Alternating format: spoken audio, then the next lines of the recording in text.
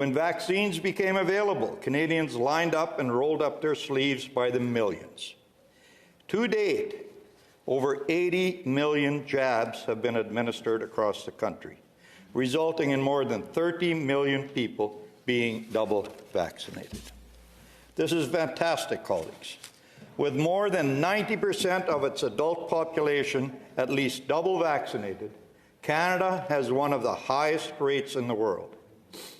But even at 90%, that means that 10% are still not vaccinated.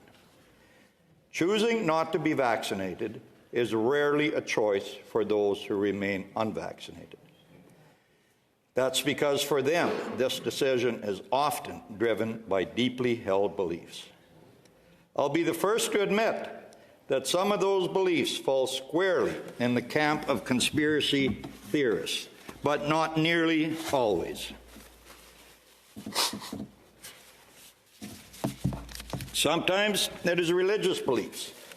Sometimes it is a lack of trust in those in positions of authority. Sometimes it is medical reasons.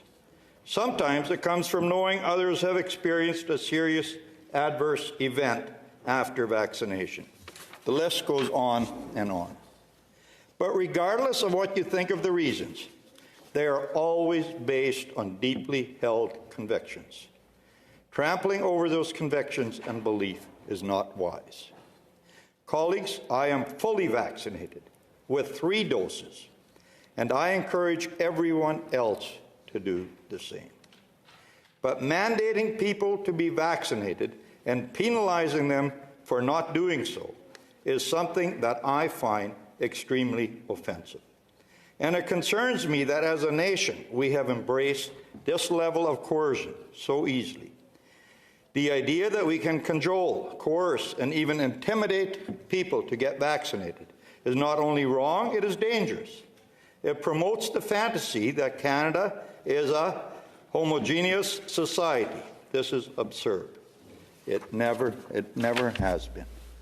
We need to come to grips with the fact that in the 21st century, with the internet and the prevalence of social media, we are never going to have a unified, homogeneous approach to many things in Canada. This means that we must strive to protect people's rights to freedom of conscience, freedom of religion, freedom of association, freedom of belief, and I would add, freedom of vaccination status. If we do not do that, then our only option is to resort to greater and greater degree of totalitarianism, where we increasingly force people to comply with things that we do not agree with.